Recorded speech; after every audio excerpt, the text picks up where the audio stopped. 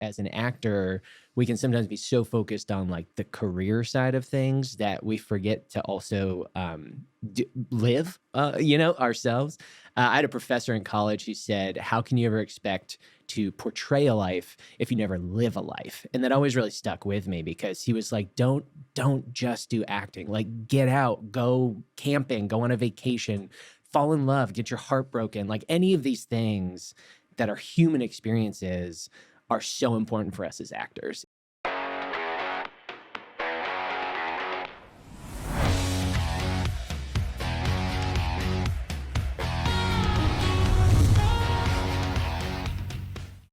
Hey, what's going on, everybody? Welcome to today's episode of Talent Agent Talk, where we are bringing you educational lessons and real life stories behind the scenes of TV and film.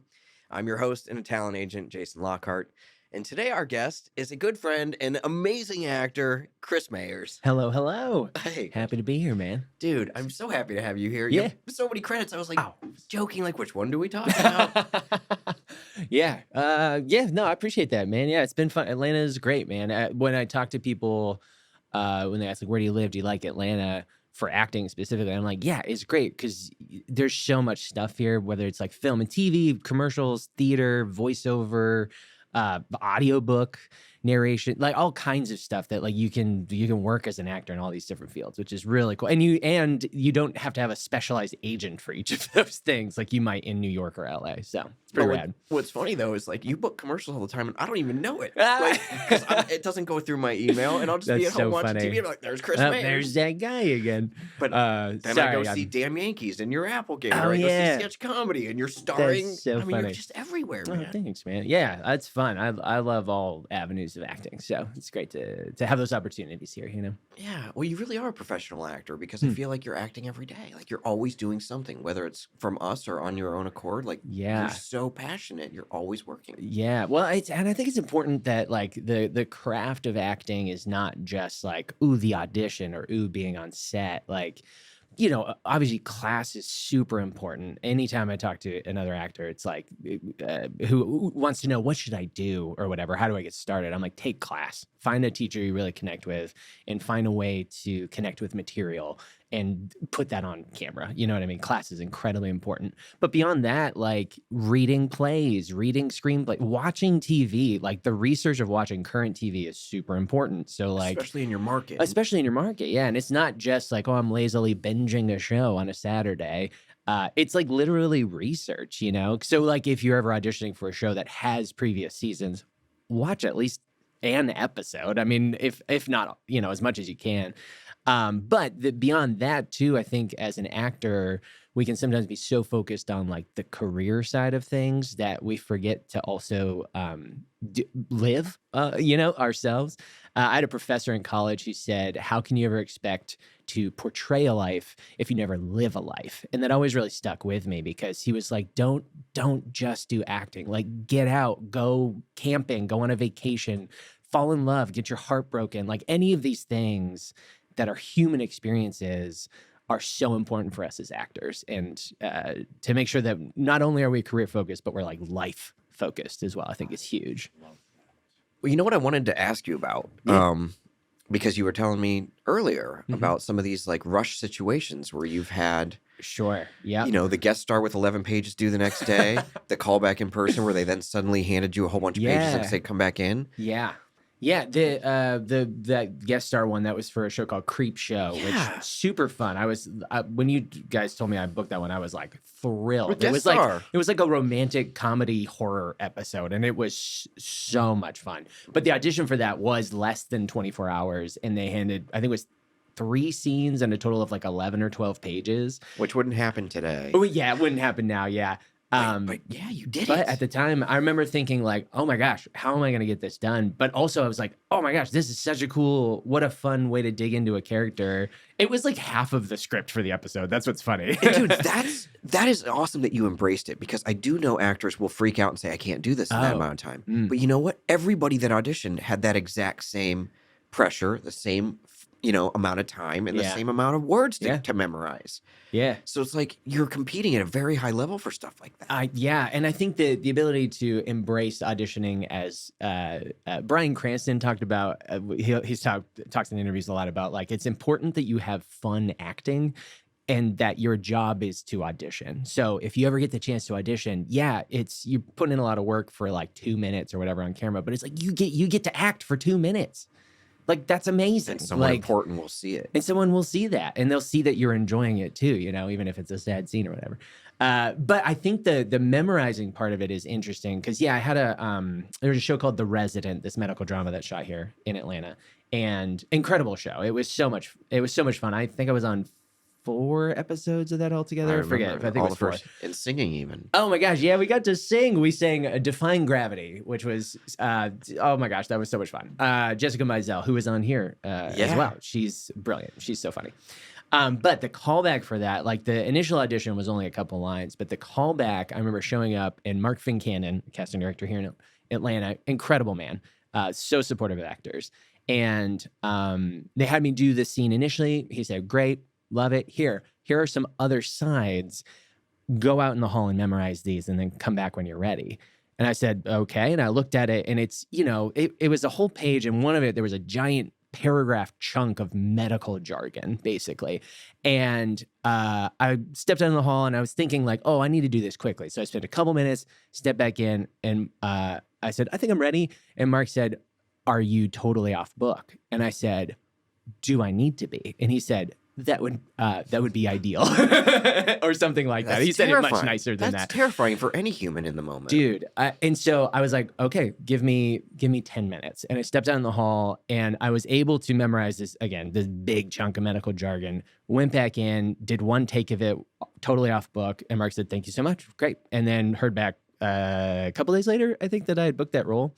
But I think it's funny, over the years, I've learned how to memorize because I've done a lot of theater and stuff, and like also my brain's like a little broken, but it's it's good at picking up things very quickly, and then immediately forgetting them, which is not always. I wish I could hang on to some of those big chunks of dialogue I've memorized over the years, but I know that I can do it in the short term, and it's a skill that I think is very valuable as an actor, obviously, to memorize lines and stuff, but just that ability to embrace something that's thrown at you like that and just dive in headfirst without the fear that I might fail in it, I think is huge. That's like, what of course, I ask you. Yeah, and I still feel it. Like, I still feel like, oh gosh, what if I do it wrong? How did you not freak out in that moment? Do you remember that moment? Like, what were you feeling? Like, how did you overcome that?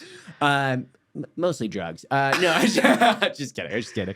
Caffeine. But yeah, I think that what's funny with that one, I was so focused on getting these words down and this scene that was happening that there almost wasn't even time to feel nervous about it, if you know what I mean.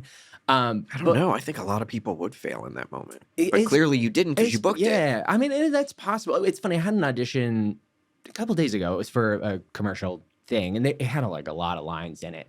And there was a moment I realized while I was trying to say these lines out, it was like a host kind of thing. So he said a lot of words. And as I was like running the scene for this audition, I would sometimes be like, oh shoot, what are the next words? But it made sense that this person would be thinking of the words they're going to say as well. Does that make sense? So that because it's very like I'm doing it right now. I'm thinking, what am I about to say as I'm about to say it? And I think if we pre-plan it almost too much, it comes across really unnatural because that's not how people talk. You know what I mean? So like, even as you're drawing a word out, you're thinking of what to say next. And like, I mean, slight secret, it's like maybe it's the actor trying to remember the line, but that's how we talk as people, there's like little pauses and drawn out words, and it's imperfect. And those imperfections, I think, is so interesting to see. Like when I watch back a tape and I'm like, but I messed up that one little part, but it kind of made it interesting, because it's so human to mess up like a little bit. I got a little off track, but so for that, it's very important stuff. Yeah, but for that scene, I think I was so focused on just like being present and memorizing as quickly as I could. I think it was too quick to get nervous about it. It was funny when I left, that's when it hit me that I was like, oh my gosh, I felt really nervous about that. But thankfully I was able to maintain that, calmness in the moment, which was really cool. And Mark's such a wonderful human being. He just is so present and giving as a reader and as a human that he made it so much easier, which was great.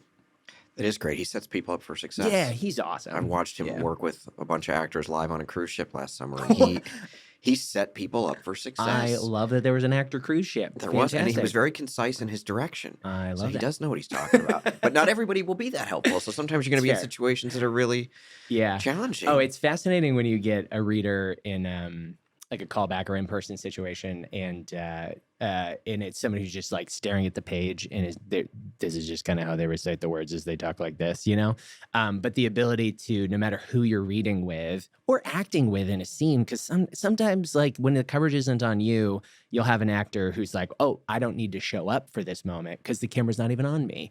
And so how do I, in that moment, take what I'm being given by this actor or reader or whatever and make it real in this moment? So like if I feel myself getting frustrated that this reader's not giving me anything, how does that inform what this character's going through in this moment, I don't know. It's the way Totally to take true. in, or like if I need to fall in love with someone, like, oh, it's like, oh, this is a scene where I profess love or whatever, and the reader's giving me nothing, right? You can still see like on this reader what's something I love about them. You know what I mean? Like I can look at Jason Lockhart and be like, dude, his hair looks great today. Where's it even going? Which direction? Where's it going? Every direction. It's a mystery, and I love mysteries. So I can, we can like connect over. You can connect over anything with another human being. And how do you find that no matter who you're in a scene with? I love that, man. That is a really great lesson. Yeah. So if you're watching and your reader sucks, think about how to get them more involved. What do you need from them? Yeah. And it's okay to ask them for something too if you need it, That's great. Like that's really valuable, especially if you're at a taping service where you're paying for it. That is your time. You're the director. If you need something from your reader, 100% ask for it from them, right? You're paying them for this space and this time. And if you're just taping with friends, I hope that you have the type of relationship where you can be like, hey man, let's work on this a little bit, figure out what these beats are, moments, or whatever, if you need it, But asking for what you need, I think, is a huge lesson as an actor, but as like a human in general. We're often reticent to ask for what we need because we think either, well, they'll just say no anyway, so why bother asking? Or we're too afraid to express that we need something. And I think it's really important for us as humans to be able to say, hey, this is a thing I need for me as a human. One thing I love about Jesse, he is like, what's the worst they can say is no. So why not ask? Because you'll be where you are. You'll be right where you are right now. If you ask and they say no, you're right back where you are right now. So I asked why not Jesse just for ask? a big favor on Friday, and he did it immediately. And I was like, that's a big favor. And he didn't even think twice, and he was excited about it. Yeah. You never know till you ask. never know. You never know. And I heard recently, and I really love this, that for all self-tapes, you as the actor are the director of your self-tape. Once you get to set, you're not. Right. But you are then. So why? 100%. You're not really just asking for help. You're directing. You need the other actor to do this to get the story that you want to tell across.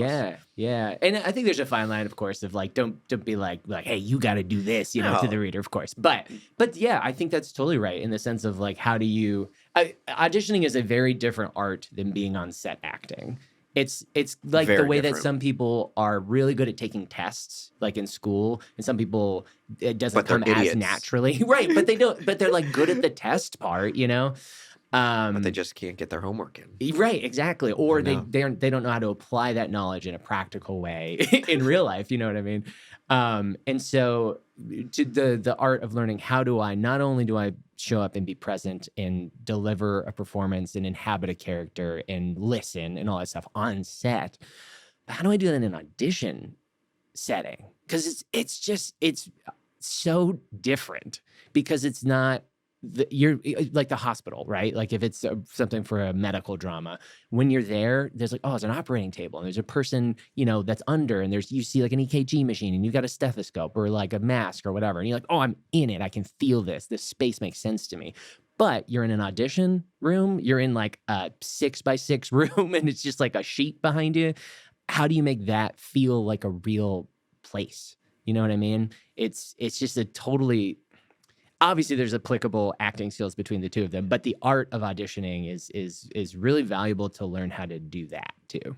Just because you've been on so many sets, and whether it's, the huge role on Creepshow or recurring, I'm genuinely curious, like, if you were to give, like, a Chris Mayers in 2015 some advice of this will help your career, what would you say to yourself? I love 10 years ago. I love the date you gave because it's funny It's to a think decade ago. that's pretty much when I started I know. acting. It's That's crazy. before we met. Yeah. I moved to Atlanta in 2014, so just over 10 years ago. And what would I tell younger me? I would say, hey, younger Chris. Hey, younger Chris. Here, I'll be younger Chris. Yeah, great. Hey, younger Chris. Chill out. you chill out. Ultimately, very little of what you think matters really matters. You know what I mean? I would say that don't be so, here, I'll do it in like a, Okay, like, so I'm we're younger, role back to playing. me We're being role younger playing. Chris. This is therapy now. So, hey, younger Wait, Chris. should I put on the glasses? Yeah, you definitely, please. I'm trying to think what I would have worn back then. I think my hair would have been a little more, emo. Yeah. I would say, it actually does feel like therapy for a second. Good. I would say, younger Chris, don't care so much what other people think, because you're constantly walking through life thinking, what do people think of how I look? What do people think of how I sound? What do people think of these tapes? Like, if we're talking about acting, younger Chris, you're so concerned with getting it right. You're so concerned with what do they want? What do they want out of this? And you're so scared to be yourself on camera. You're so scared to be yourself in real life, but that's another conversation. Don't be so scared of that. Embrace it. Who you are is valuable and important. And the things you think are a weakness is actually what other people want to see and love to see. And I think that's true. I think the things that we find, I couldn't agree more, man. Every time we're like, oh my gosh, I think my voice is like a little annoying, or I have a weird laugh, or like, oh, I just like, I don't like how this thing looks on near my eye, or whatever. The things we're so consumed by is the stuff that's so unique to us. And I think about sometimes, like, when you do like an impression of like a celebrity, the impression of a celebrity is often about the thing about them that's so unique. Do you know what I mean? It's like Christopher Walken has such an interesting way of talking. And when he was younger, he may have felt self-conscious about that. I don't know. I've never talked to him, but maybe he did, and then learned to embrace, like, hey, this is just how I talk. You know what I mean? People always make Stallone sound dumb. Right. He's not dumb. He's not dumb. He's a very smart man. It's just the way he speaks. It's just the way he speaks. Or, so it's just interesting the ways that those things we view as weaknesses, or as things that we judge ourselves so harshly for, is often the thing that makes people lean in, So, Chris, don't be afraid of that. I love that. Well, last question for you, man. Yeah, for What's your dream role? Ooh, dream role. I love that. Okay, so if we could go back in time, here's the thing. Adam Scott is an incredible actor. I love him so much. Would love to work with him someday. Severance, if you haven't seen it, check out Severance. But my favorite show of all time is Parks and Recreation. And the role that he played as Ben Wyatt in that, this like kind of charmingly awkward, but very funny, like sort of lead of this ensemble single cam comedy. I would love that. I love ensemble comedy, especially the way that you as a group get to build each other up and together make something really funny and lovely. And a show like that has so much heart, like I love Always Sunny in Philadelphia. That's a very funny show as well. But, they're kind of the worst. And that's sort of the point of that show, is that they're awful and they suffer the consequences of their awful behavior. But Parks and Rec is such a positive, loving atmosphere. Like, it's a comfort show, I'd love to be a series regular on a show like that, this collaborative sort of improv adjacent sort of comedy. That makes sense, though, because I've seen you, and I'm going to give you a compliment to round this out. I've seen you do so much improv and so much sketch comedy over the last, like, almost 8 years. And you're really comfortable up there. And what's interesting about that also is I feel like maybe it's because of my personal passion for you, but I also think that you always kind of look like the star in these situations, even though they're an ensemble, like the leading guy. But it's not because you speak the most, it's because you're giving the most. You're making everybody else around you funnier and look better. You're up there serving everyone, and that makes you look like the lead, even though you're just giving away to showcase everyone else. You absolutely look like the star of every improv show I've been to. And major kudos to you for being who you are and so giving with your talent and your comedy and your intelligence. And I'm very excited to be on your team and to help you hopefully get that role, dude.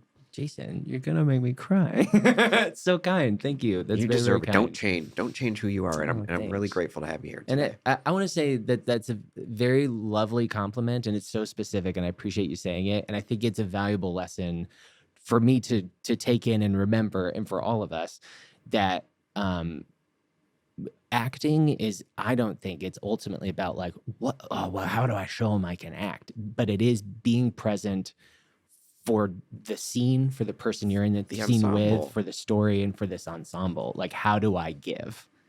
How do I listen? How do I be present? You know what I mean? How do I show up and give them myself? Just give them me. Yeah. Oh gosh. So thank you. That's very, very kind. Thank you too. And as a thank you for being here, you win a free car. What? And this bag is heavy today. There's a lot in here. I love this. I Go cannot ahead wait and to reach have a car. in. I had to walk here. Now you get to walk home with All a right, car in your yeah. hand. Okay. Well, first of all, I'm definitely going to climb inside this 23 Dodge Ram 1500. Wow, look at Fantastic. the big bed in the back of that. Oh, on the thing. back it says gets great gas mileage. Yeah, actually, it's weirdly. I don't know how well you can see this. It is a very tiny bag. 0 miles to the gallon. 0 probably. miles. Yeah, you have to push it. Actually, it's a Flintstone car. Well, thanks for being here, Yeah, dude. fantastic. Thank you for the truck. I appreciate it. Absolutely. And thank you to everyone for tuning in. I hope you got so much out of today. Thank you to Jesse Malinowski and Get Seen for hosting our show. We love doing this. And if you have your own cool booking story with a lesson learned you'd like to be on the show, pitch it right to us. It's talentagenttalk@gmail.com. Again, that's talentagenttalk@gmail.com. Chris, thank you. Thank you, my man. This was lovely.